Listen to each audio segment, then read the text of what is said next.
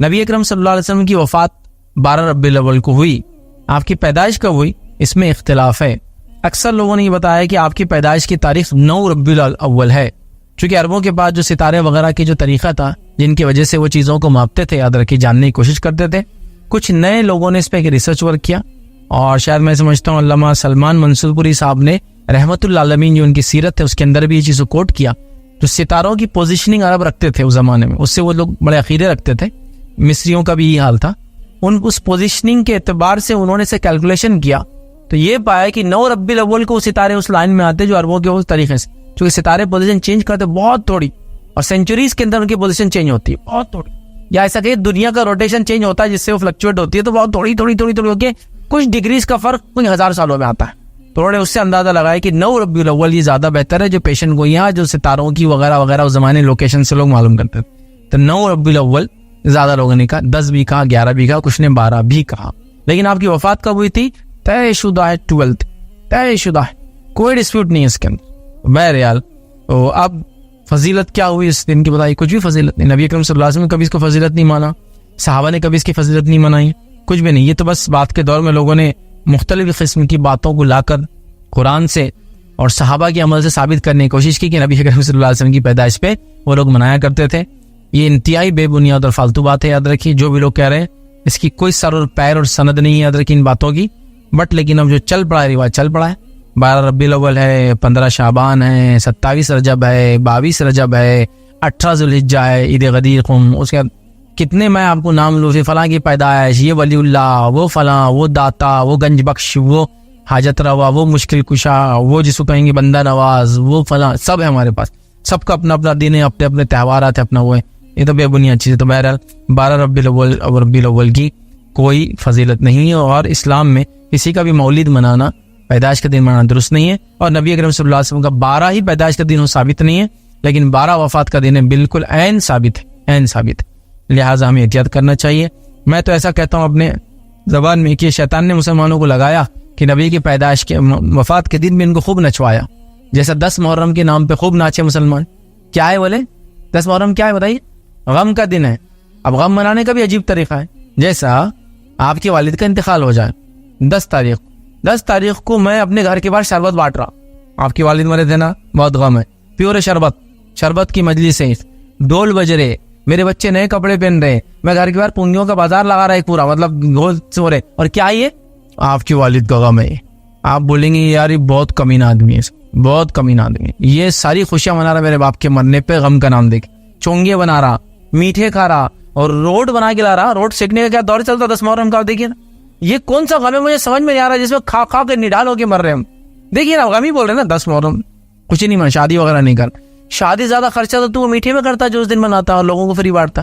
ہم نے لوٹ کے شربت پیے بھائی, آپشن رہتے تھے وہاں پر 10 محرم کی شربت کے, ادھر پانی کا ملتا, ادھر دودھ کا ملتا, ادھر دودھ میں زعفران ڈال کے ملتا, تو الگ الگ جگہ جاتے تھے شربت پینے. تو یہ سب دیکھ رہے نا آپ, تو انہوں نے 10 محرم کو آپ کو نچوایا یہ کہہ کر کی غم ہے. یہ عید غدیر خم کے نام پہ 18 ذوالحجہ کو آپ کو نچواتے ہیں, یہ عثمان بن عفان کی شہادت کا دن ہے. یہ 22 رجب کو آپ کو کنڈوں کے نام پہ میٹھا کھلاتے ہیں, یہ امیر معاویہ رضی اللہ عنہ کے جو ہے وفات کا دن ہے. تو انہوں نے ہر دن کو 12 ربیع الاول جو ہے اس کو کیا بولتے تھے پہلے, مجھے صرف اتنا بولیے اس کو پہلے کیا بولتے تھے؟ 12 وفات. سب کو پتا ہے بھائی, میں نے اس کو 12 وفات بولا اپنی, 12 وفات, 12 وفات شارٹ فارم ایک دم وہ ہوتا نا, ایک دم گھس گھس کے جو الفاظ کو بول دیتے ہیں تو ایک دم اس کا میننگ کچھ ہو جاتا, ویسا ہو گیا. ویسا گیس تیل بیچتے وہ گھاسلیٹ بیچتے ہوئے نکل جاتا. سالو ہوتا گیس تیل لے لو, گیس تیل جب وہ گلی کے ادھر نکلتا تو وہ گیس تیل گھاسلیٹ بن جاتا. تو ایسا 12 وفات کیا تھا, یہ 12 وفات کلیئر تھا ایک دم. اب جیسا جیسا یہ جلوس بڑھنے لگے تو پھر کیا ہوگا, لوگوں کو سمجھ میں آ گیا 12 وفات, تو یہ چینج کر کے عید میلاد, نیو ٹرمز, عقیدہ سیم ہے, ٹرم بدلا. تو یہ سب مسلمانوں کو انہوں نے ان کی شہادتوں پہ شہدا کے نچوایا, کھلایا, پلایا. میں آپ کو بول رہا ہوں سادے الفاظ میں, آپ کے ابا کے انتقال کے دن میں سب یہ کروں تو آپ تو میری جان ہی لے لیں گے, یا یہ بولیں گے یار یہ بولتا یہ غم, لیکن یہ آدمی بہت شاطر ذلیل ہے, یہ خوشیاں منا رہا ہے. کون سے کسی کے مرنے پہ چونگے بنانا, روڈ بنانا, میٹھے بنانا, حلوے شربتہ پلانا یہ غم کا علامت ہے؟ مطلب وہ شہادت حاصل کر رہے ہیں پیاسے رہ کر, اور تم شربت بھی کے مر رہے ہو ادھر. وہ 70 دن سے وہ کہ تم قصے کہانیاں سنا رہے ہو اور تم 70 دن کا ایک ساتھ کھا رہے ہو ایک دن کے اندر. ہو رہا ہے نہیں سب, بہرحال یہ سب بہرحال ایک عجیب و غریب بات ہے. تو 12 ربیع الاول کی کوئی حقیقت نہیں ہے, اس دن کو کچھ منانا نہیں ہے, کوئی اس کی فضیلت نہیں ہے. صرف اس کے تعلق سے یہ بات یاد رکھیے, نبی اکرم صلی اللہ علیہ وسلم کی وفات کا دن ہے, آپ اسی دن انتقال کر گئے تھے, یہ بات طے ہے. پیدا ہوئے 9 کو اور انتقال ہوا 12 کو, برتھ ڈے سیم تھا, منڈے کی پیدائش ہے اور منڈے کے دن ہی آپ کا انتقال ہوا. ٹھیک ہے, تو بہرحال یہ بات ہے, تو اس چیز کو سمجھنے کی ضرورت ہے اور اس معاملے میں احتیاط کرنے کی ضرورت ہے. اور میں سمجھتا ہوں امت مسلمہ کو دشمنوں کی ضرورت ہی نہیں ہے, ہم خود ہی اپنے آپ کے دشمن بنے ہوئے ہر چیز کے معاملے میں. ٹھیک ہے, بہرحال اس کو سمجھنے کی ضرورت ہے. اللہ تعالیٰ ہم کو توفیق دے کہ ہم صحیح چیزوں کو سمجھے اور صحیح ڈھنگ سے منائے. اور اگر کوئی 12 ربیع الاول کو عید میلاد بھی کہے تو ایک بچہ بھی جانتا ہے ایک مسلمان کے عید صرف اسلام میں 2 ہی ہوتی ہے, اور وہ عید الفطر اور عید الاضحیٰ. نہیں اور بھی ہوتی جمعہ, تو پھر ایسا جمعہ کو ملا تو پھر 52 عیدیں ہو جاتی. پھر 20 جمعہ 50 جمعہ آتے ایک سال میں, 52 عیدیں بولتے ہیں, کوئی 50 عیدیں بولتے ہیں, کوئی نہیں بولتے نا. تو جمعہ جو ہے وہ ایک الگ عید ہے, یاد رکھیے. وہ تہوار والی عید نہیں جس کو منایا جائے, وہ عبادت کے اعتبار سے عید ہے. عید المومنین ہے وہ بھی, لیکن عبادت کے اعتبار سے. لیکن عیدین جو ہے عید الفطر عید الاضحیٰ, یہ تہوار کے اعتبار سے عید ہے, منانا ہے اس کو, سیلیبریٹ کرنا ہے اس کو. اسی لیے اس کی مبارکباد بھی دی جا سکتی ہے, اور جمعہ کی مبارکباد نہیں دے سکتے آپ, کیونکہ جمعہ حکمی عید ہے, عبادت کے اعتبار سے اللہ نے حکم دیا عبادت کرو اس دن, جمعہ پڑھو اس دن, ہے نا, حکم کے اعتبار سے ہوگا, اور یہ تہوار کے اعتبار سے یاد رکھیں. ٹھیک ہے, تو یہ فرق ہے. تو بہرحال 2 ہی عیدیں, عید الفطر اور عید الاضحیٰ, کوئی عید میلاد اور پھر اس کے بعد کوئی دوسری عید اسلام میں نہیں, یاد رکھیں. ویسے یہ نبی تو سب کے لیے ہے, لیکن جو نبی نہ بھی مانے اس کے لیے بھی یہ نبی رحمت ہے, اس لیے کہ اس نبی نے جو کارنامے 23 سالہ زندگی میں انجام دیے, جو سوشل ریفارمز جو سماج میں انہوں نے لائے, ویسے سوشل ریفارمز تو میں سمجھتا ہوں کسی نے دنیا میں نہ دیے ہیں اور نہ ہی قیامت تک کوئی دے سکتا ہے. یہ وہ نبی رحمت ہے جو دنیا کے لوگ آج امن و امان کے اپنے آپ کو علم بردار کہتے ہیں, فلیگ بیررز کہتے ہیں کہ ہم امن و امان دنیا میں قائم کر رہے ہیں. میں ان سے سوال کرتا ہوں, یہ وہ نبی رحمت ہے جس نے 20 سال کے اندر عرب کے علاقے سے فیمیل انفینٹیسائڈ, بچیوں کے قتل کو ختم کر دیا. اس زمانے سے لے کر 1400 سال تک وہاں بچیاں آج بھی قتل نہیں کی جاتی. ان لوگوں نے جو دنیا کے لیے امن کے علم بردار ہیں, ان بچیوں کے لیے, ان عورتوں کے لیے کیا کیا؟ یہ وہ نبی ہے جس نے اپنی 23 سالہ زندگی میں عورتوں کو وہ حق دیے کہ جس عورت کو استعمال کی چیز سمجھا جاتا تھا, اس عورت کو ایک کو جو ماں ہے تو کہہ دیا قدم کے نیچے جنت ہے, بیوی ہے تو کہہ دیا اگر کسی آدمی کے بارے میں پوچھنا ہے وہ کیسا ہے تو بیوی سے اس کا کیریکٹر ویریفیکیشن CV کروا لو. اور ایک جگہ کہا کہ جس کو 3 لڑکیاں ہو جائے, پرورش کر لے اور نکاح کر دے تو وہ جنتی ہے. تو عورت جس کو استعمال کی چیز سمجھاتا تھا, اس نبی نے 23 سال میں اس کا مقام زمین سے آسمان کی طرف لے گئے. اس نبی نے 23 سال اپنی زندگی میں, اپنے مشن میں وہ کارنامے انجام دیے جو دنیا کی حکومتیں آج بھی نہیں دے پائی, کہ اس نے کالے اور گورے کی اور مالدار اور غریب کی تمیز دنیا سے ہٹا دی اور کہا سارے انسان برابر ہیں, سارے انسان برابر ہیں 23 سال کے اندر. اور نہ صرف کہا, کر کے بتایا اپنی زندگی سے. اور عرب کے علاقے میں اس زمانے سے لے کر 1450 سال آج ہو چکے ہیں, آج تک وہ اونچ نیچ کا تقاضا باقی نہیں رہا. تو اگر ایز اے سوشل ریفارمسٹ بھی دیکھیں تو اس نبی نے اتنی رحمتیں, اتنے کارنامے انسانیت کے لیے انجام دیے جس کی کوئی انتہا نہیں. اور کہیں نہ کہیں میں اور آپ بہت سخت دوشی ہیں, سخت ذمہ دار ہے, سخت خطا کار ہے کہ اس نبی رحمت کا تعارف کبھی ہم نے انسانیت کو دیا ہی نہیں, پہنچایا ہی نہیں. تو مسئلہ یہ ہے جو لوگ آپ کے خلاف سازش کے تحت کھڑے ہیں وہ تو اللہ ان کو جواب دینے والا, وہ ایک الگ مسئلہ ہے. لیکن جو لوگ غیر سازش, غیر شعوری طور سے وہ لوگ کسی کے پیچھے چل رہے ہیں, تو ہم نے ان کو بھی کہاں تعارف دیا کہ آپ تو کم از کم سمجھ جائیے, وہ تو آدمی ہو کر رہا ہے, وہ تو آدمی ذلیل ہے, وہ تو گمراہ ہے, وہ تو جان بوجھ کے کر رہا ہے. لیکن ہم نے تعارف کہاں دیا. یہ بہت افسوس کی بات ہے. عیسائیوں نے عیسیٰ علیہ السلام کا تعارف ساری دنیا میں پھیلا دیا. یہ بڑی افسوس اور شرم کی بات ہے کہ محمد صلی اللہ علیہ وسلم کے ماننے والوں نے اپنے نبی کا تعارف انسانیت کو نہیں دیا. ابھی تو رب کا تعارف باقی ہے, اللہ کی کتاب کا تعارف باقی ہے, نبی کی شخصیت کہاں ہم نے رکھی. یہ بہت ہائی ٹائم ہے, بہت اہم وقت ہے, ہمیں اٹھ کھڑا ہونا ہے. اور نبی اکرم صلی اللہ علیہ وسلم جو ایک عظیم ترین شخصیت ہے, ایک نبی ہونے کے ناطے ہمارے لیے سب کچھ ہے, لیکن ایک نبی جو شخص نہ بھی مانے اس کے لیے بھی شخص نے, اس نبی نے بہت کچھ کر کے گیا ہے. یہ انسانیت کو بتانے کی آج سخت ضرورت ہے, ورنہ الزام لگنا صرف شروع ہوئے. ایک زمانہ تھا لوگوں نے سمجھا یہ سیلاب تھم جائیں گا, تب بھی میں نے آج سے 10 سال پہلے کہا تھا یہ سیلاب تھمنے والا اب نہیں ہے, اسے اگر روکنا ہے تو ہم کو اٹھ کھڑا ہونا ہوگا. صرف یہ بولنے سے آج ایک نے کیا چلو خاموش بڑھ جائیں گا, آج فلاں نے کیا تو اس کو ہم نے جواب دے دیا, اس کو ہم نے اس کو جو ہے بدلہ لیا. میں کہتا ہوں ابھی اور رکنے کی ضرورت ہے.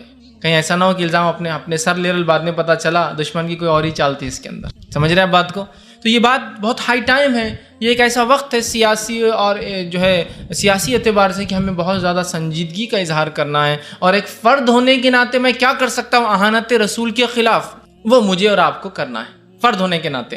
جماعتیں کر رہی ہے، ملک اپنے اعتبار سے کریں گے، ایک فرد ہونے کے ناطے میری کیا کوشش ہوں گی؟ تو سب سے پہلے مجھے اس نبی کا تعارف انسانیت تک رکھنا ہے، اور اس نبی کی ان خصوصیتوں کو سامنے رکھنا ہے انسانیت کے، جن خصوصیتوں کو، جن چیزوں کو نبی نے دنیا میں ایسی تبدیلی لائی جس تبدیلی کی وجہ سے انسانیت 1450 سال سے عرب اور مسلمان اس کا فائدہ اٹھا رہے ہیں، اور جس نے آپ کی ان تعلیمات کو قبول کیا وہ بھی اس کا فائدہ اٹھا رہے ہیں۔ ہمیں اٹھ کھڑے ہونے کی ضرورت ہے، اپنا منہ کھولنے کی ضرورت ہے، اس لیے کہ صرف جوابی کارروائی کرنا، گالی کے بدلے گالی دینا، کسی نے آپ کو ایک تھپڑ مارا تو اس کے بدلے 2 تھپڑ لگا دینا، یہ مسئلے کا حل نہیں ہوتا ہے، یاد رکھیے۔ اگر ہم جڑ تک پہنچے تو کیوں ایک نبی جس نے اتنا کچھ انسانیت کے لیے کیا، چونکہ ساری انسانیت آپ کی امت تھی، انسانیت کے لیے کیا، اس نبی پہ لوگ الزام لگا رہے، یہ سوچنے کی بات ہے۔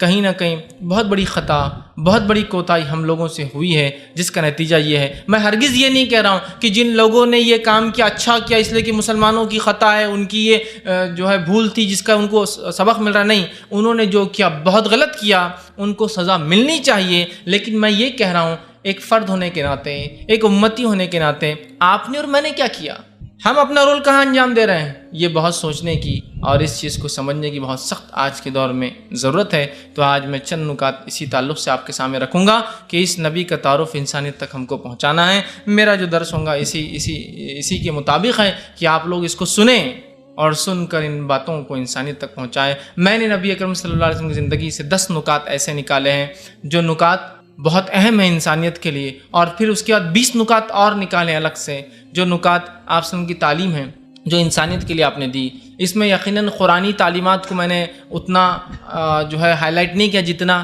حدیث کی تعلیمات کو کیا، چونکہ نبی اکرم صلی اللہ علیہ وسلم کے بارے میں یہ بات ہے۔ قرآن نے تو بہت سارے جس کو کہیں گے امپورٹنٹ گائیڈ لائنز دے دیے، حدیث نے اس گائیڈ لائنز کو ایکسپلین کیا، اور قرآن اور حدیث مل کے ہی شریعت اسلامیہ بنتی ہے۔ تو لہٰذا میں نے حدیث سے پہلے 10 نکات جس میں قرآن بھی شامل ہے، امپورٹنٹ ایشوز جس کو آپ صلی اللہ علیہ وسلم نے کیا انسانیت کے لیے، اور بعد میں 20 مور پوائنٹس، 20 اور نکات رکھے ہیں جن کو ہمیں انسانیت کے سامنے رکھنا ہے کہ یہ ہے وہ نبی، یہ اس نے انسانیت کو دیا، اور تم نے کیا دیا جو تم الزام لگا رہے ہو، تمہاری حکومتوں نے کیا دیا، تم سب مل کر بھی آج کیا کر سکتے ہو انسانیت کے لیے جو اس ایک نبی اور ایک شخص نے انسانیت کے لیے کر گیا۔ تو آج میں آپ کے سامنے جو ہے چند ایسے ہی نکات رکھنے کی جو ہے بہرحال انشاءاللہ عزیز کوشش کروں گا۔ سب سے پہلے یہ بات یاد رکھ لیجیے، جب ہم لوگوں کو کمیونیکیٹ نہیں کریں گے، نہیں بتلائیں گے کہ ہمارا دین، ہمارا مذہب، ہمارا نبی، ہماری کتاب کیا ہے، تو لوگ یقیناً اس پر الزام لگائیں گے ہی، اس لیے کہ انسانی فطرت ہے، جس چیز کو سمجھ نہیں پاتا یا تو اس کو بہت مثبت پازیٹیو لیتا ہے یا عام طور سے بہت منفی لیتا ہے۔ یہ انسانی فطرت ہے۔ کچھ لوگ بالکل ڈر جائیں گے، ارے یہ بہت خاموش آدمی ہے تو فلاں ہے، لیکن اکثریت جو ہے اس سے ناراض ہوں گی اور اس سے چڑ کا اظہار کریں گی یا اس سے ڈر کا اظہار کریں گی، جو آج ہمارے تعلق سے دنیا میں ہو رہا ہے۔ میرے اور آپ کے تعلق سے، مسلمانوں کے تعلق سے دنیا کا کوئی اچھا رویہ نظر آج نہیں آتا ہے۔ قومیں ہم سے بدکی ہوئی، ہم سے ڈری ہوئی ہے، خوف زدہ ہے، اور وہ فیئر کرتی اور ڈرتی ہم سے کچھ نہ کچھ نقصان اور جو ہے خسارے کے تعلق سے دنیاوی اعتبار سے۔ ایسا کیوں ہوا کہ جو قوم امین تھی، جو امانت دار تھی، اور لوگ اس کو امین سمجھتے تھے کہ یہی وہ لوگ ہیں جن سے ہماری جان، مال اور عزت کی حفاظت ہونے والی ہے، کیوں قومیں اس کے خلاف؟ اس لیے کہ کمیونیکیشن گیپ، ہم نے بات چیت کرنا چھوڑ دی، اپنا دین بتانا چھوڑ دیا۔ فریضے کے تحت بولیے یا یوں ہی بولیے، ہم نے اپنا دین نہیں بتایا۔ اگر دعوت اسلام کو ہم فرض سمجھتے ہیں تو نہیں کیا ہم نے ادا، یا پھر اگر فرض نہیں بھی سمجھتے ہیں تو اپنی بقا کے لیے بھی ہم نے بتانا جو ہے گوارا نہیں کیا۔ یاد رکھیے، ایک چیز تو ہوتی ہے کہ کوئی کام میں اس لیے کروں کہ مجھ پر فرض ہے، اور کوئی کام اس لیے کروں کہ اس کے بغیر چارہ نہیں ہے۔ تو میں آج یہ کہوں گا اور ایک وارننگ کے ساتھ کہہ رہا ہوں، آج دعوت اسلام کے بغیر چارہ نہیں ہے۔ اس کو فرض سمجھو آپ یا نہ سمجھو، آج اس کے بغیر چارہ نہیں ہے۔ اس کی چھوٹی سی مثال سے لے کر ادنا سے اعلیٰ مثالیں میں دے سکتا ہوں۔ ادنا مثال لے لیجئے، میں بہت سی بار سفر کرتا ہوں، فلائٹ سے میرا جانا آنا ہوتا ہے، ادھر 3 لوگ نکل جاتے، ادھر سے میں اکیلا نکلتا ہوں۔ یہ اقوام عالم کا ہم سے ڈر ہے کہ 3 ادھر سے نکل گئے تو 1 ادھر سے میں نکلا ہوں، اس لیے کہ ان کا ڈر ہے،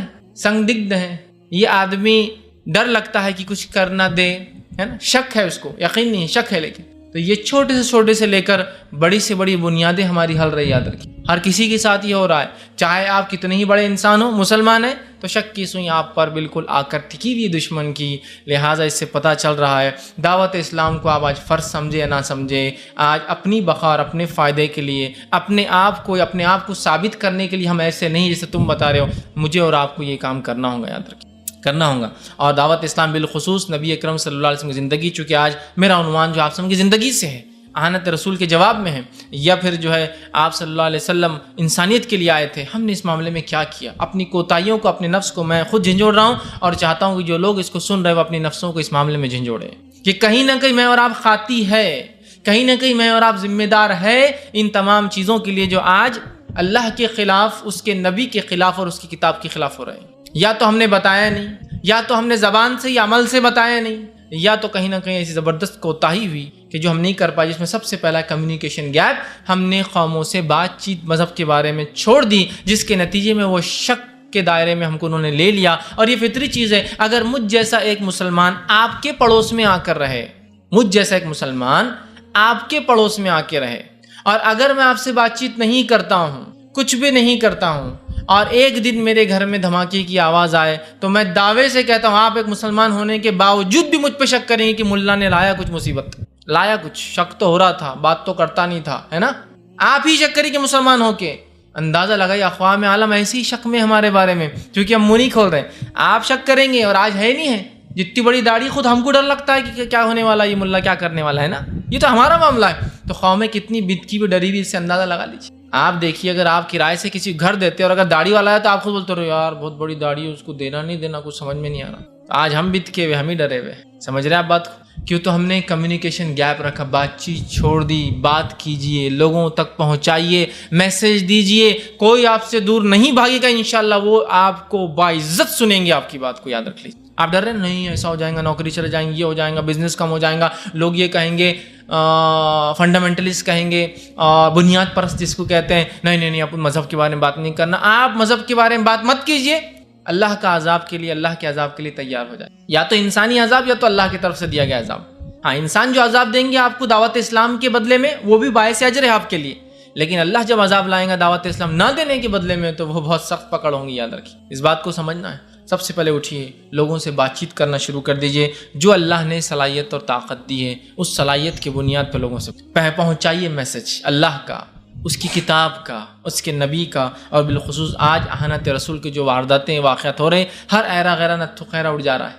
ہر آدمی اٹھ کے کہہ رہا ہے یہ نبی فلاں. مطلب ہر آدمی نے یہ ذمہ لے لیا کہ اس شخص کو میں کچھ بھی کہوں اس کو احسانات یاد دلانے کی سخت ضرورت ہے کہ اس نبی نے انسانیت کو کیا دیا. آج جو قومیں خلاف بات کریے ان کو اسلام کے احسانات گنوائے جائیں، ان کو نبی اکرم صلی اللہ علیہ وسلم کے احسانات گنوائے جائیں، ان کو یہ عظیم شخصیت کا تعارف دیا جائے اور انہیں سمجھایا جائے کہ یہ تعارف ہے شخصیت کا.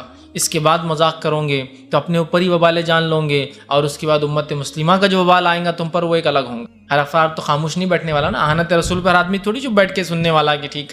تو دونوں وبال ملیں گے، آخرت کا بھی دنیا کا بھی. آج جو ہے قومیں ہم سے خوفزدہ ہے، اس کی وجہ یہ ہے ہم نے خود اپنے دین، اپنے نبی اور ان کا تعارف نہیں دیا. یاد رکھیے. اب آئیے ہم آگے بڑھتے ہیں.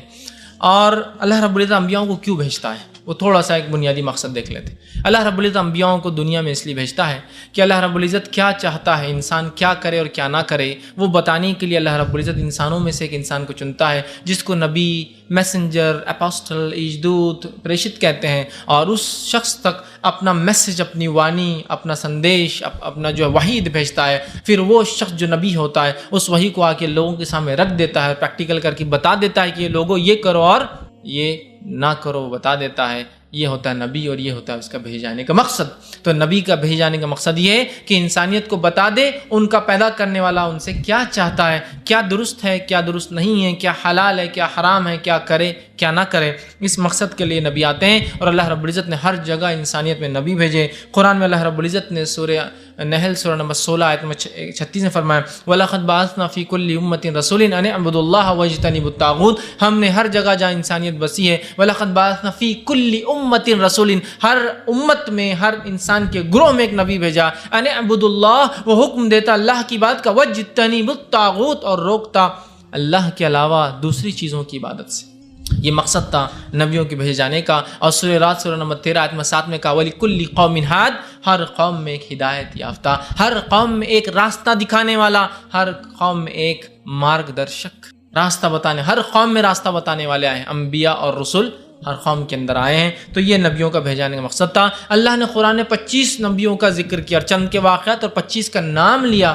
ان 25 میں سے مشہور معروف ہم سب جانتے ہیں آدم علیہ السلام مثال کے طور پہ، نوح علیہ السلام، ابراہیم علیہ السلام، موسیٰ علیہ السلام، عیسیٰ علیہ السلام اور محمد صلی اللہ علیہ وسلم. لیکن جتنے انبیاء محمد صلی اللہ علیہ وسلم سے پہلے آئے تھے وہ نبی خاص ہوا کرتے ایک قوم اور ایک سماج اور ایک جاتی کے لیے. لیکن محمد صلی اللہ علیہ وسلم ایک ایسے نبی ہے جو آخری نبی ہے اور ساری انسانیت کے لیے آئے ہیں، جس کے بارے میں اللہ رب العزت نے قرآن میں سورہ انبیاء سورہ نمبر 21 آیت نمبر 107 میں کہا وَمَا أَرْسَلْنَاكَ إِلَّا رَحْمَةً لِّلْعَالَمِينَ، اے نبی ہم نے آپ کو ساری انسانیت کے لیے رحمت بنا کر بھیجا ہے. تو یہ آخری نبی ساری انسانیت کے لیے آئے تھے اور یہ سارے انسانوں کے نبی ہے، چاہے انسان مانے چاہے نہ مانے. دوسرے مقام پہ اللہ رب العزت نے کیا پیاری بات کہی، سورہ سبا سورہ نمبر 34 آیت نمبر 28 آیت غور سے سنیے. اللہ فرماتا ہے وَمَا أَرْسَلْنَاكَ إِلَّا كَافَّةً لِلنَّاسِ بَشِيرًا وَنَذِيرًا وَلَكِنْ أَكْثَرَ النَّاسِ لَا يَعْلَمُونَ. اے نبی وَمَا أَرْسَلْنَاكَ إِلَّا كَافَّةً لِلنَّاسِ، ہم نے آپ کو ساری انسانیت کے لیے نبی بنا. کافہ، مکمل انسانیت کے لیے آپ کو، چاہے وہ عرب ہو، غیر عرب ہو، عرب ہو، اجمی ہو، مسلم ہو، ہندو ہو، سکھ ہو، عیسائی ہو، بدھ ہو، جین ہو، کسی مذہب کے مانے، اور یہود ہو، نصارہ ہو، ہم نے آپ کو کافۃ للناس ساری مکمل انسانیت کے لیے بھیجا ہے. وَلَكِنْ أَكْثَرَ النَّاسِ لَا يَعْلَمُونَ، اس جملے پہ غور کیجیے نبی، لیکن اکثر لوگ آپ کے بارے میں جانتے ہی نہیں ہیں. سبحان اللہ، اور یہ حقیقت ہے. کہاں جانتے ہیں لوگ اس نبی کے بارے میں؟ کہاں جانتے ہیں؟ یہ کہاں اگر جانتے بھی ہے تو یہ کہاں جانتے کہ ان کا بھی نبی ہے؟ جو کچھ جانتے ہیں مسلمانوں کے ایک پریشیت ہے، ایک نبی ہے، ایک سندیش تھا، ایک دوسرے محمد صاحب ہے، انہوں نے فلاں فلاں کارنامہ انجام دیے اور چلے گئے، تو مسلمانوں کے ایک لیڈر ہے. تو لہٰذا اگر اس قوم کو اچھالنا ہے تو فلاں قوم کو اچھال لیں، فلاں کے ہم جو ہے گلے میں چپل کا ہار ڈال دیتے ہیں، تو اس قوم کو اچھالنا ہے تو ایک کارٹون بنا دو، کچھ تو بک دو، بس وہ ناچتے اور کھیلتے رہتی، پھر اچھلتے رہتی. ہم نے کہاں پہنچایا؟ اللہ کیا فرما رہا ہے؟ ساری انسانیت کے لیے وَلَكِنْ أَكْثَرَ النَّاسِ، اے نبی لیکن اکثر لوگ نہیں جانتے آپ کے بارے میں. لا یعلمون، اور ہاں نہیں جانتے نا، ہم نے پہنچایا بھی کہاں؟ ذمہ تو ہمارا ہے نا، اب نبی کوئی آنے والا تو ہے نہیں، ہمارا ذمہ تھا، ہم پہنچا بھی نہیں رہے. تو لوگوں کو یہ لگ رہا اگر اس قوم کو چھیڑنا ہے تو یہ شخصیت کو چھیڑ دو، جیسا اس قوم کو چھیڑنے وہ شخصیت کو ہم چھیڑ دیتے ہیں. ہم نے خود نبی اکرم صلی اللہ علیہ وسلم کا مذاق اڑایا، ہم نے خود کھلواڑ کیا ان کی تعلیمات سے انحراف کر کے. نعوذ باللہ، زبان سے تو ہم نہیں بولتے، لیکن آج اپنی زندگی کا عمل دیکھ کر ہم بتا سکتے ہیں کہ کیسا انحراف آپ کی تعلیمات سے کر کے ہم بھی مذاق اڑا رہے ایک طرح سے. بہرحال اس چیز کو سمجھنے کی ضرورت ہے. تو کہا اکثر لوگ لیکن اے نبی آپ کے بارے میں جانتے نہیں ہیں، اور ہاں واقعی میں لوگ آج جانتے نہیں، ہمیں بتانے کی بہت سخت جو ہے ضرورت ہے. اسی طرح انبیاؤں کے ساتھ کتابیں آتی ہیں، اللہ رب العزت نے ہر دور میں کتاب بھی نازل کی، لیکن قرآن جو آخری نبی محمد صلی اللہ علیہ وسلم پہ اتری ہے، یہ قرآن کی وہی خصوصیت ہے جو اس نبی کی خصوصیت ہے کہ یہ کتاب بھی سارے عالم کے لیے. پچھلی کتابیں مخصوص قوموں کے لیے ہوا کرتی تھی، مخصوص وقت کے لیے ہوتی تھی، تو قرآن ساری انسانیت کے لیے اور قیامت تک کے لیے. اللہ رب العزت نے اس بات کو سورہ بقرہ سورہ نمبر 2 آیت نمبر 185 میں بیان کر فرمایا شہر رمضان الذی انزل فیہ القرآن ھدی للناس بینات من الہدی والفرقان. رمضان وہ مہینہ تھا، مقدس مہینہ تھا، جس میں قرآن نازل ہوا انسانیت کی ہدایت کے لیے، انسانیت کی ہدایت کے لیے قرآن نازل ہوا. دوسرے مقام پہ فرمایا سورہ جو ہے ابراہیم سورہ نمبر 14 اس کی آیت نمبر جو 52 نے فرمایا کہا ھذا بلاغ للناس ولینذروا بی ولیعلم انما الہکم الہ واحد ولیذکر اولو الالباب.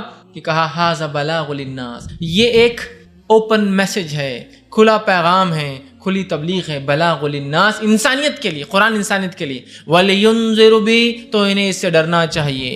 وَلِيَعْلَمُوا، انہیں معلوم کر لینا چاہیے انما الہکم الہ واحد، ان کا بنانے والا انسانیت کا وہ ایک ہے. وَلِيَذَّكَّرُ الْأَلْبَابَ، اور جو اوپر کے خانے میں جس کے کچھ ہوتا ہے نا اس کو چاہیے نصیحت پکڑے اس سے. جو بیوقوف ہے، عقل ماری وہ نہیں، لیکن جس کو اولو الالباب، لب لباب بولتے ہیں نا، عقل جس کو ہے، ان کے لیے اس کتاب میں عبرت ہے. تو کہا ذا بلاغ للناس، یہ ساری انسانیت کے لیے. کہاں پہنچا ہے اس پیغام کو بھی؟ تو پھر لوگوں کو لگتا ہے اگر اس قوم کو چھیڑنا ہے تو اس کتاب کی بھی حرمتی کر دو، قوم اچھل جاتی. ھذا بلاغ للناس، یہ قرآن آپ کے لیے میرے بھائی. اب آپ جو کر رہے ہیں دیکھ لیجئے آپ کس کے خلاف کر. بلاغ للناس کہاں بتایا کہ یہ تم سب کے لیے.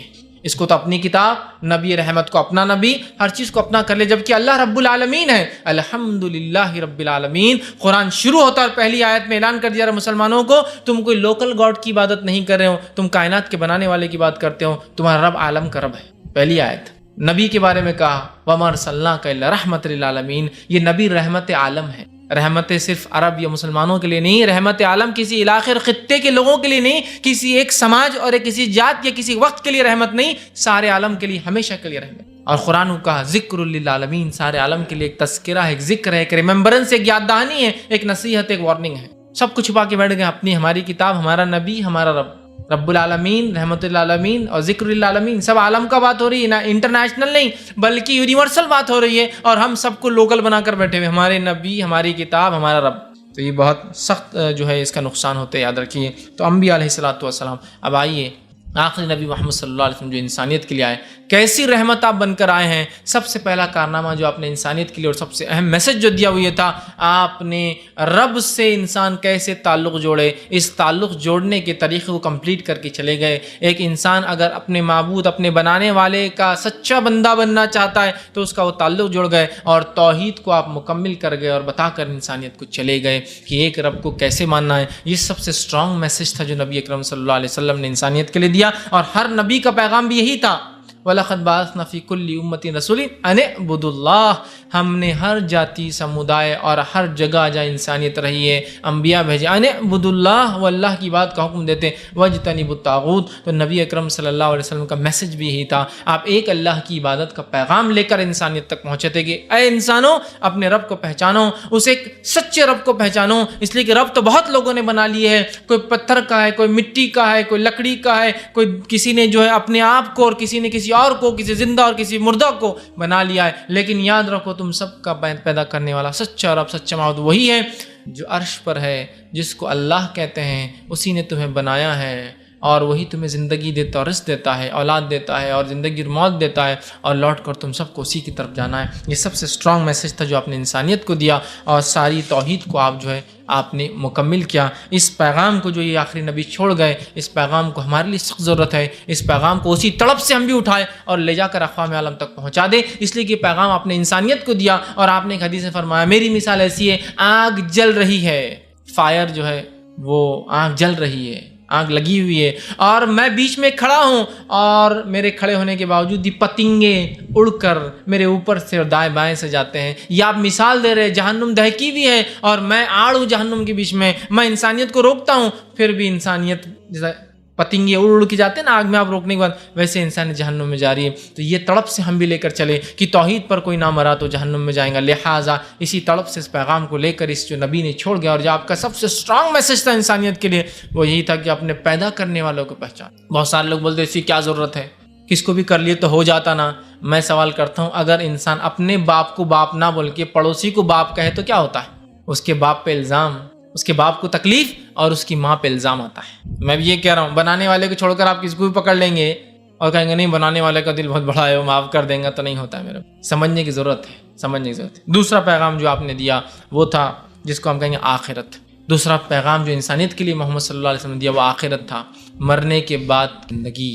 وہ زندگی میں ہم اکاؤنٹیبل ہے، ہمیں حساب اور کتاب ہونے والا ہے۔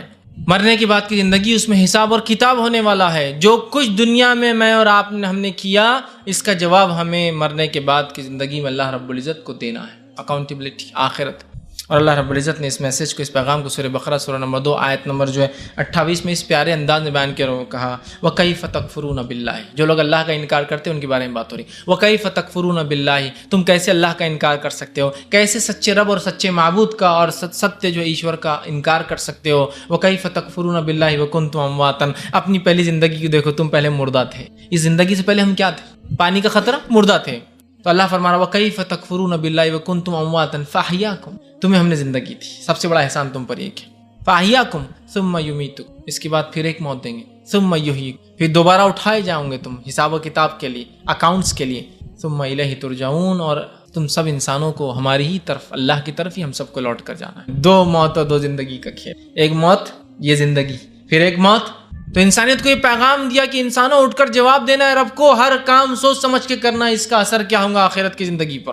اور آج ہم آخرت کا انکار کرتے ہیں، اقوام عالم آخرت کا انکار کرتی ہے۔ مسلمانوں کو اٹھ کھڑے ہونا اور اس میسج کو، اس پیغام کو پہنچانا ہے اقوام عالم کو، اپنے آپ کو یاد دلانا دوسروں کو کہ مرنے کے بعد ایک زندگی ہے، اور مجھے اور آپ کو اس میں جواب دینا ہے اپنے پیدا کرنے والے کو، کیا کر کے آئے۔ یہ دوسرا میسج تھا۔ اور اس کے اندر آپ نے اس کی وضاحت بھی کر دی پوری حدیث کے اندر کہ آخرت کی زندگی کے سوالات دنیا سے چالو ہوتے ہیں، اور انسان کی آنکھ بند ہوئی، موت آئی کہ اس کے پہلے 3 سوال قبر کے اندر، اور موت اس کے بعد دوسری بار آنکھ پھر کھولیں گا وہ تو پھر 5 سوال ہوں گے اللہ رب العزت کے پاس۔ ابو داؤد کی روایت ہے، آپ نے فرماتے ہیں موت کے بعد 3 سوال ہونے والے ہیں، تیرا دین کیا تھا، تیرا رب کون تھا، اور تیرے نبی کون تھے۔ 3 سوال ہونے والے، من رب کا، تیرا رب کون تھا، من دینوں کا، تیرا دین کیا تھا، من نبیوں کا، تیرا نبی کون تھا۔ اور مرنے کے بعد جب اٹھیں گے پھر سے تو 5 سوال ہونے والے ہیں، اور جو اللہ کے رسول جامع ترمذی کی روایت فرماتے ہیں 5 سوال کے جواب جب تک ابن آدم نہ دے دے اس کے قدم اللہ کے سامنے سے نہیں ہٹیں گے، جم جائیں گے۔ پہلا، زندگی کہاں لگائی، جوانی کہاں لگائی، علم کتنا حاصل کیا، کتنا عمل کیا، مال کہاں سے کمایا اور کہاں خرچ کیا، سب کو جواب دینا ہے، مجھے بھی، آپ کو بھی، ہندو کو بھی، مسلم کو بھی، سکھ کو بھی، عیسائی کو بھی، یہودی کو، نصرانی کو بھی، اور جتنے مذاہب آئے اور قیامت تک آئیں گے اور جائیں گے سب کچھ۔ یہ میسج دیا کہ انسانوں 8 سوالات ہونے والے ہیں، تیاری کر لو آخرت کی۔ 3 تو یہیں ہو جائیں گے مرتے ہی، اور پھر 5 اٹھنے کے بعد پھر یہ آپ کا سیکنڈ میسج تھا جو انسانیت کے لیے دیا۔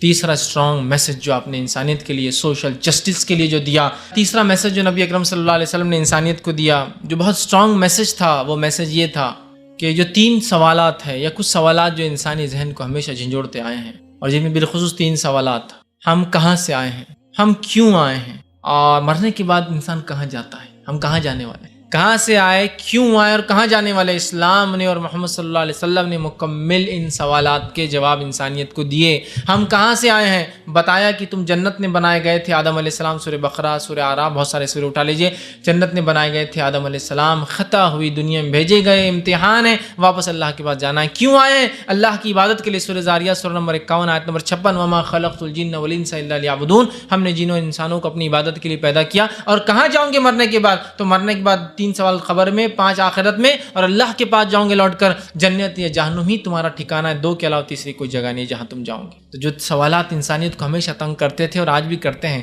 جن لوگوں کے پاس کوئی دین دھرم نہیں ہوتا، حق نہیں ہوتا، وہ یہی ہے۔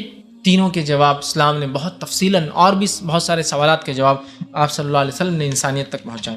چوتھا اسٹرانگ میسج، اور یہ سوشل میسیجز شروع ہو رہے ہیں اب جو نبی اسلام نے دیے ساری انسانیت کے لیے، ویسے توحید، رسالت، آخرت بھی تھی، لیکن یہ اسٹرانگ میسیجز دیے جس سے سماج اور سوسائٹی کو آپ نے بدل دیا اور تبدیل کر دیا، اور ایک ایسا چینج، ایک ایسا رینیسانس، ایک ایسی تبدیلی، ایک ایسا سماج کو تبدیل کیا کہ نہ دنیا نے اس سے پہلے کوئی سماج اور کسی سوسائٹی کو ایسا بدلتے ہوئے دیکھا، اور نہ ہی قیامت تک ایسی تبدیلی کوئی لا سکیں۔ اور اس میں سب سے پہلا میسج، جو چوتھا میسج تھا آپ کا اسٹرانگ اور پہلا سوشل میسج تھا، وہ یہ تھا سارے انسان برابر ہے، سارے انسان برابر ہے، مانو سمانتا، ایکوالٹی، ایکوالٹی جو ہے بیفور لا، ایکوالٹی بیفور گاڈ، مطلب قانون کے نزدیک بھی انسان برابر ہے اور رب کے نزدیک بھی انسان برابر ہے۔ انسانوں کی برابری، ایکوالٹی آف ہیومینٹی جس کو کہیں گے، انسانوں کی مساوات کی اسلام نے بات کی، اور ایسا پیغام آپ نے دیا اور ایسے چینج لائے کہ نبی اکرم صلی اللہ علیہ وسلم نے حجۃ الوداع کا خطبہ دیا، اور خطبہ دینے کے بعد آپ نے فرمایا آج میں دور جہالت کی تمام رسومات کو اپنے قدموں تلے رونتا ہوں،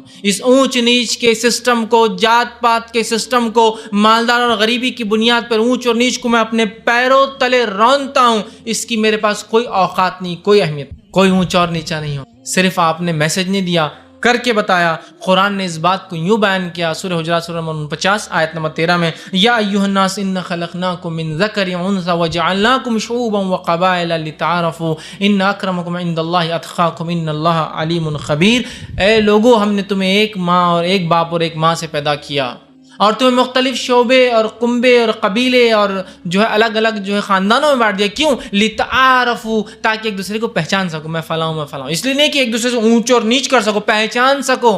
اللہ کے نزدیک سب سے بہترین انسان وہ ہے اتقاکم، جو اس سے سب سے زیادہ ڈرتا اور نیک کام کرتا ہو، اور اللہ تعالیٰ تمام چیزوں کو جاننے والا۔ دیکھ رہے ہیں آپ، اور نبی اکرم صلی اللہ علیہ وسلم نے اس کو، نبی اکرم صلی اللہ علیہ وسلم نے اس بات کو عمل بھی کر کے دکھایا، عمل بھی کر کے دکھایا۔ آئیے آپ سن کے زندگی سے چند نمونے دیتا ہوں۔ نبی اکرم صلی اللہ علیہ وسلم نے، جو آپ کے خاص دوست تھے، جو نسلاً غلام تھے، رہنے والے جو حبش کے تھے، دکھنے میں کالے تھے جیسے حبشی لوگ ہوتے ہیں، آپ صلی اللہ علیہ وسلم کی خاص دوست تھے، اور اذان کا جب حکم آیا تو پہلی بار آپ نے اسی اپنے دوست اور ساتھی کو اذان دینے کا حکم دیا، جن کو ہم بلال بن رباح کے نام سے جانتے تھے، جن کی نہ نسل کا پتہ تھا، نہ کوئی خاندان تھا، غلام تھے، خریدے اور بیچے جاتے تھے. آپ صلی اللہ علیہ وسلم جب انسانیت کی مساوات کی بات کی نا تو آپ نے ان سے دوستی بھی کی اور ان کو ایسے شرف حاصل ہوئے لوگوں کو، چونکہ اللہ کے نزدیک تو تقوی اصل تھا، ایسا شرف حاصل ہوا کہ آپ نے اذان دی. آپ نے نہ صرف کہا،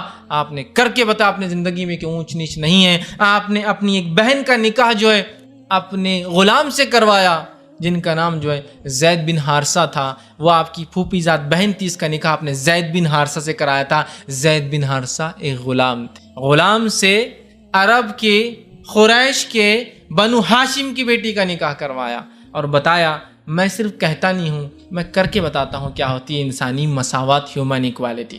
لوگ آج انسان کالے اور گورے میں تمیز نہ کرے، قانون بنا بنا کر تھک گئے، اس لیے کہ انسانی مینٹالٹی تو نہیں بدلتی ہے نا. میں نے تو یہ بات جب بھی کہی تھی کہ جب براک اوباما کو پریزیڈنٹ بنایا گیا تھا تو پیپرز نے کیا ہائی لائٹ کیا تھا معلوم آپ کو؟ ایک بہت مشہور معروف پیپر نے کیا ہائی لائٹ کیا تھا؟ بہت بڑی ہیڈنگ تھی، بلیک ان وائٹ ہاؤس. کیا نیوز تھی؟ Black in white house. گویا یہ نیوز بتا رہی تھی دیکھو کتنا احسان کر دیا ہم نے کالوں پر کہ ان کو وائٹ ہاؤس تک بھی لے کے چلے گئے. سمجھ رہے آپ؟ انسانی ذہنیت نہیں بدلی. اگر اس کو بٹھایا بھی گیا پوزیشن پہ تو تمہارے ذہن آج بھی اتنے ہی گرے ہوئے ہیں. نبی اکرم صلی اللہ علیہ وسلم نے جب اونچ نیچ سارے انسان برابر، یہ میسج، ایسا سوشل ریفارم اس پیغام نے لایا، ایک ایسی سماجی تبدیلی لائی کہ اس سماج میں تب سے لے کر آج تک اونچ نیچ کا تصور نہیں ہے. اور اس قوم میں سب سے کم، میں نہیں کہتا مسلمان اونچ نیچ نہیں مانتے ہیں، لیکن سب سے کم اگر کوئی قوم اونچ نیچ مانتی ہے دنیا میں تو مسلمان ہی ہے. سب سے کم. الحمدللہ ہے، بہت سارے ہیں نا ماننے والے، ہم فلاں ہے تو بہرحال ہے، وہ تو ختم نہیں ہونے والے. لیکن اس نبی کا پیغام یہ تھا اور عمل یہ تھا کہ آپ نے غلاموں سے دوستی کی. غلاموں کو عبادت کے لیے بلانے کے لیے سب سے لے جاتا ہے تو ان کو حکم دیا غلاموں سے اپنی خاندان کی لڑکیوں کے نکاح کر کے بتائے. اور روایت میں آتا ہے کوئی لونڈی اگر اس کو کوئی مسئلہ ہوتا، لونڈی غلام یہ بیچے اور خریدے جاتے اس زمانے میں، مسئلہ ہوتا تو نبی کے پاس آتی، پوچھتی کہاں ہے محمد صلی اللہ علیہ وسلم، اور جہاں چاہتی اپنے ساتھ لے جاتی کہ میرا یہ مسئلہ حل کر کے بتاؤ، اور اللہ کے رسول صاحب جہاں وہ چاہتی جاتے اور اس کا مسئلہ حل کر کے آتے. اگر کہا سارے برابر ہیں تو ساروں کو برابر حق دیا گیا ہے کہ اگر میرا بھائی آ کر کہے میرے خاندان کو تو میں جاؤں گا. یہ غلام بھی انسان ہے، اس کے ساتھ بھی آپ گئے اس کے ساتھ، اس نے جہاں چاہا آپ کو لے گئی اور جو چاہا اپنا کام کروا لیا. نبی یہ تھے، نبی یہ تھے ان کا پیغام.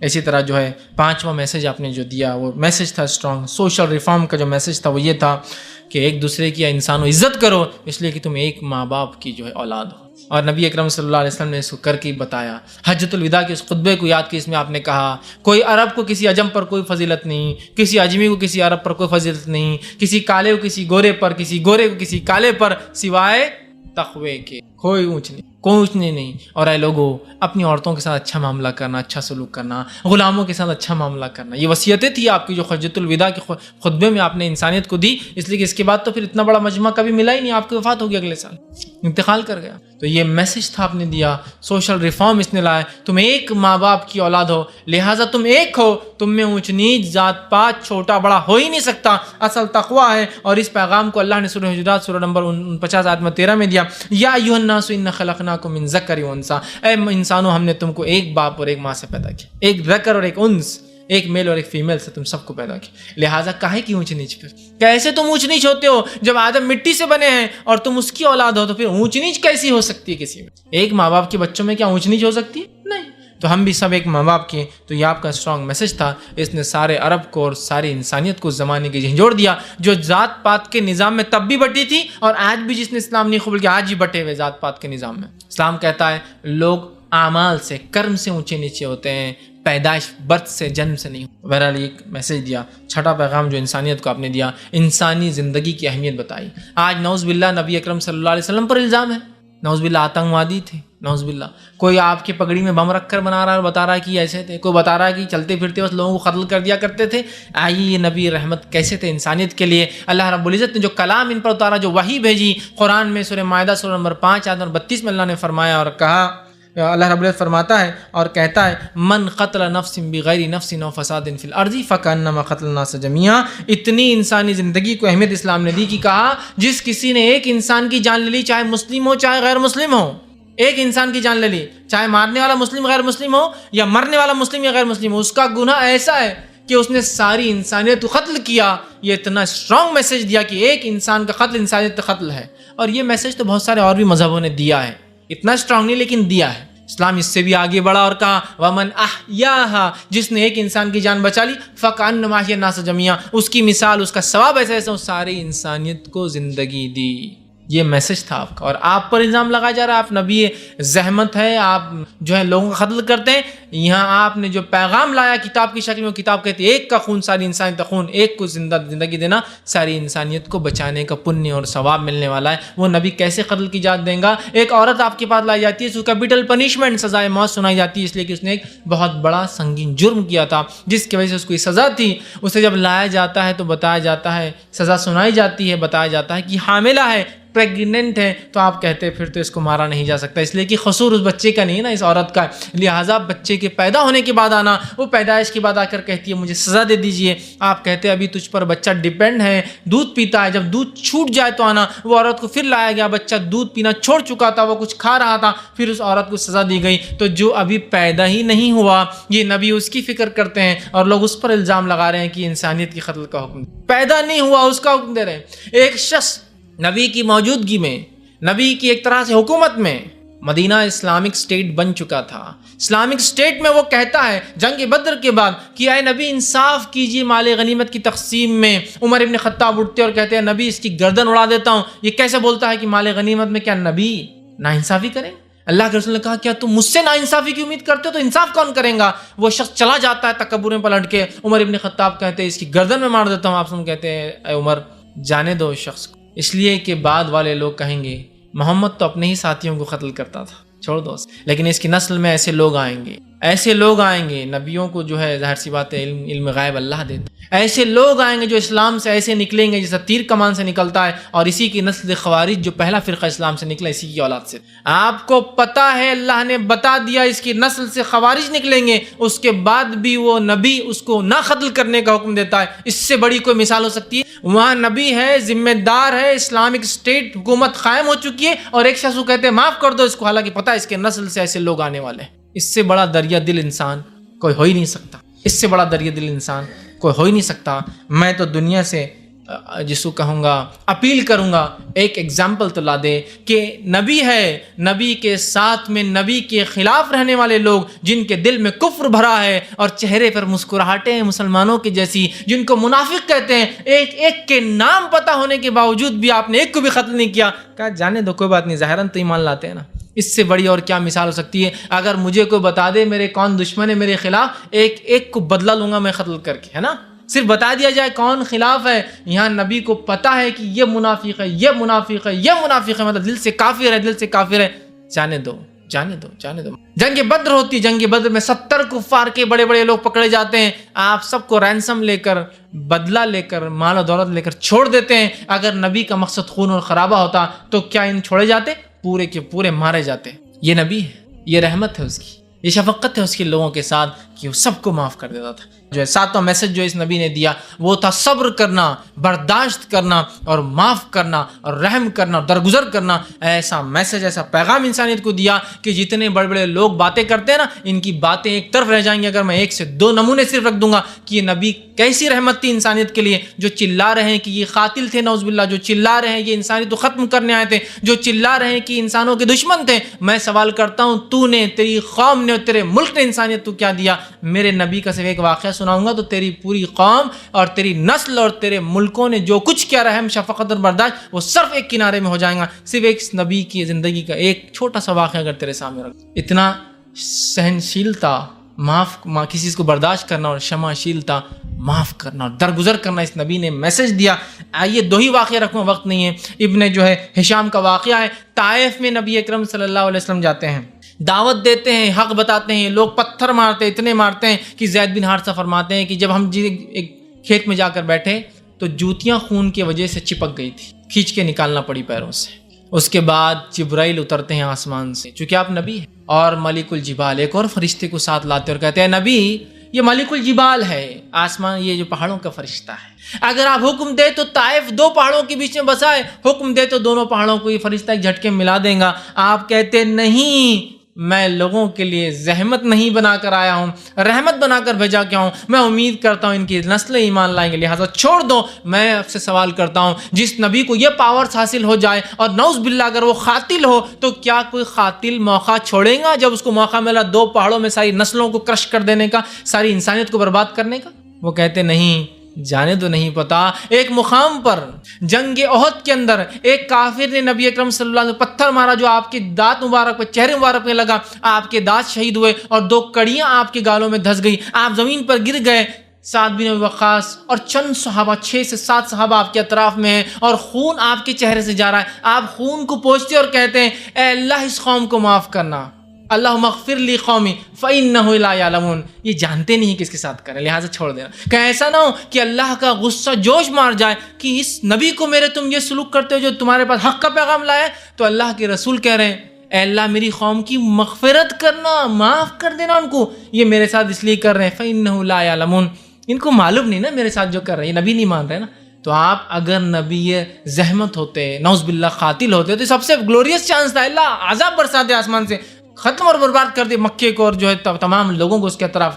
نہیں کیا. تو یہ میں سمجھتا ہوں 1 اور 2 مثالیں دی، یہ 2 مثالوں کو میں سے ایک بھی آپ رکھ دے اور ساری انسانیت کی قصے ایک طرف رکھ دے، اس کی برابری نہیں کر سکتی. ایک مثال اور دیتا ہوں، آخری مثال ہے، ایسی مثال ہے میں دعویٰ اور چیلنج کرتا ہوں انسانیت اس مثال کی برابر ایک مثال، ایک ایگزامپل لا دے کہ ایسا ہمارے پاس ہوا ہے یا ایسے لوگ تھے. ایسا رحم دلی، ایسا شفیق نبی، ایسا عظیم اور عظمت رکھنے والا نبی، ایسا برداشت کرنے والا، حلم رکھنے والا نبی کہ جس کی انتہا نہیں. فتح مکہ کو یاد کیجئے، الرحیق المختوم اور تمام سیرتوں کی کتاب میں یہ واقعہ موجود ہے. فتح مکہ میں آپ مدینے میں سے نکل کر مکے میں داخل ہو رہے ہیں، مدینہ آپ چھوڑ چکے، مکے میں داخل ہو رہے ہیں. 10,000 کا فوجی لشکر ساتھ میں. مکے کی آبادی 70,000 کے قریب بتائی جاتی ہے اس وقت تھی.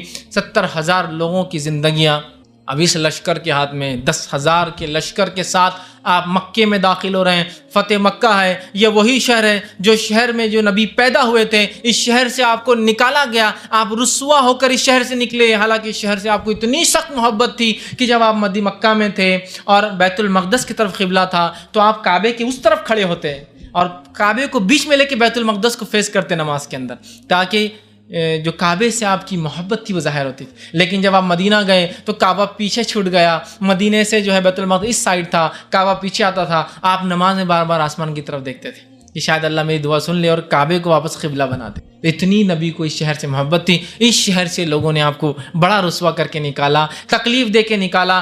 2 بیٹیوں کو طلاق دے کر، آنکھ پر کچرا ڈال کر، گھر میں کچرا پھینک کر، سر پر جو ہے اونٹ کی وجڑی اور گندگی اور جو اس کا غلاظت وہ سر پر ڈال کر، گلے کے اندر ایک کپڑا ڈال کر کھینچ کر ایسا باندھا کہ آپ کی آنکھیں نکل کر باہر. ایک روایت میں آتا ابوبکر صدیق نے بیچ میں گھس کر بچایا تو آپ کو اتنا مارا کہ آپ کا سر اور چہرہ ایک جیسا کر دیا مار مار کر. تو وہ نبی جس کو اتنی تکلیف اذیتیں دی گئی، جس کے ساتھیوں کو جو ہے اونٹ سے باندھ کر 2 ٹکڑے کر دیا گیا، کسی کو جو ہے شرمگاہ میں جو ہے نیزہ ڈال کے مار دیا گیا، کسی کو آنکھ پر لٹا کے مارا گیا. یہ وہی بستی ہے جس سے اس ظلم، اس ستم کی بنیاد پر وہ نبی اپنے ساتھیوں کے ساتھ مجبور ہو گیا کہ وہ شہر چھوڑ کر مدینہ جائے. لیکن 10 سال بعد وہی نبی اور وہی ساتھی جو ظلم کے تحت دبے تھے، آج ایک کانکرر کی حیثیت سے، آج ایک فاتح کی حیثیت سے، آج ایک ونر کی حیثیت سے اس شہر میں داخل ہو رہے ہیں. اندازہ لگائیے تاریخ میں ایک بھی ایسا واقعہ موجود نہیں ہے جہاں کوئی رومی فوج، کوئی جو فارسی فوج، کوئی چینی فوج، کوئی منگولی فوج، کوئی جاپانی فوج، کوئی امریکہ کے چاہے ریڈ انڈینس ہو یا نیٹیوز ہو، کوئی بھی ہو، کوئی فوج ہو جس کو کہیں سے ذلیل اور رسوا کر کے نکالا گیا ہو، اب اس شہر میں واپس وہ داخل ہو رہے اور انہوں نے کسی کو قتل نہ کیا ہو. یہاں نبی رحمت داخل ہوتے ہیں اور مکے والوں سے پوچھتے ہیں کیا امید کرتے ہو. عربوں کا سسٹم بتا دیتا ہوں کیا تھا. عرب جب اپنے قبیلے سے بدلہ لیتے اور جو قبیلہ حاوی اور فاتح ہوتا، کانکرر ہوتا، وہ قبیلہ کیا کرتا، سارے مردوں کو ذبح کر دیا جاتا. ذبح، ساری عورتوں کو یا تو لونڈی بنا لیا جاتا، استعمال کی چیز، یا بیچ دیا جاتا. بچوں کو غلام بنا کے فروخت کر دیتے. یہ تھا عربوں کا طریقہ. سارے لوگ امید کر رہے ہیں کہ اب یہی طریقے کو محمد عربی بھی شاید فالو کریں گے. آپ صلی اللہ علیہ وسلم کانکرر کی حیثیت سے 10,000 کا لشکر آپ کے ساتھ داخل ہوتے ہیں اور اعلان کرتے ہیں، پوچھتے کیا امید کرتے ہو آج تم مجھ سے. لوگ کہتے ہیں آپ سے وہی امید کرتے ہیں جو یوسف کے بھائیوں نے یوسف سے کی تھی، معافی بس. آپ سے ہم کہتے ہیں جو ابو سفیان کے گھر میں ہیں وہ امن میں ہیں، جو کعبے میں ہیں امن میں ہیں، جو اپنے گھروں کے دروازوں کے پیچھے ہے وہ امن میں ہے اور ایک قتل بھی نہیں ہوتا ہے۔ میں چیلنج کرتا ہوں انسانیت کو، ایک ایگزامپل ایسی برداشت کی جس شہر سے جس شخص کو ادنا انسان کیسا نکالا گیا، آج اس شہر میں ایک فاتح اور کانکرر کی حیثیت سے واپس آتا ہے اور ساروں کو معاف کرتا ہے، جس نے چچا کو قتل کیا، جس نے اس کے رشتہ داروں کو قتل کیا اور جس نے اس کو تکلیف اور اذیتیں دی، اس کی بیٹیوں کو طلاقیں دی اور اس کے ساتھیوں کو مختلف اندازوں سے قتل کیا، کہتا ہے سب کو معاف کر، سب کو معاف کر۔ ارے یونانی، رومی، فارسی، چینی، منگولی، اسپینی، فرینچ اور اس کے بعد وائکنگز یا آپ کے انگلینڈ یا اسکاٹ لینڈ، آئرلینڈ، میں مثالیں دے سکتا ہوں۔ چھوٹی چھوٹی جنگوں میں جب یہ جیتتے تھے نا تو انسان تو دور کی بات ہے، گدھے اور کتوں کو بھی ٹکڑے کر کے مار دیتے تھے زندہ رہنے۔ پوری کی پوری انسانیت اور نسل جتنی چیزیں سانس لیتی ہے نا اس کو برباد کر دیتے تھے۔ اور آج کی موجودہ بائبل کے مطابق بھی جب بہت سارے بائبل کہہ رہی ہے، معاف کرنا میں ان نبیوں کے بارے میں ایسا نہیں کہتا ہوں، لیکن بائبل کے مطابق جب موسیٰ علیہ السلام ایک قوم میں گھسے اور جتنی قوموں پہ انہوں نے حملہ کیا، ان کے مطابق ہر سانس لینے والی چیز کے ٹکڑے کر دیے گئے، ہر سانس لینے والی چیز کی، یہاں تک کہ گدھے اور کتے بھی ٹکڑے کر دیے گئے۔ گدھے اور کتے کیا کرتے ہیں؟ ٹکڑے کر دیے جاتے تھے۔ اس دور میں اس نبی نے ایک مثال دی رہتی دنیا تک۔ آج بہت لوگ ہیں امن کے علمبردار، دنیا میں امن قائم کرتے ہیں، لاکھوں اور کروڑوں لوگوں کو مار کے وہ کہہ رہے ہیں امن قائم کرتے ہیں۔ ایک زمین پر گھس کر 30 لاکھ لوگوں کو مار دیا 10 سال کے اندر عراق میں اور کہہ رہے ہیں ہم امن قائم کرتے ہیں۔ اگر تم واقعی میں امن قائم کرنے والے ہو تو یہ نبی ہے جس کو شہر سے نکالا گیا، اپنے شہر اور اپنی زمین کو واپس لے رہا ہے لوگوں سے، کسی دوسرے کی یا کسی دوسرے کے باپ کی زمین پہ قبضہ نہیں کر رہے ہیں، اپنی زمین واپس لے رہے جس سے اسے نکالا گیا۔ تو یہ نرمی ہے اور یہ سلوک ہے، ایک مارا نہیں جاتا۔ آپ کہہ رہے ہیں ہم دنیا کو امن دیتے ہیں، لاکھوں کروڑوں مار کے تو آپ سب سے بڑے دہشت گرد تو آپ ہی ہیں، اور آپ دنیا کو امن کی بات۔ یہ ہے امن، یہ ہے امن کہ ایک انسان قتل نہیں کیا گیا فتح مکہ میں، ایک انسان، ناٹ اے سنگل۔ ایسی ایک ایگزامپل، ایک مثال، ایک ادھارن میں چیلنج کرتا ہوں انسانیت کو لے آئے اور پھر بتائے اور پھر کہے کہ نبی ظالم تھا، نعوذ باللہ۔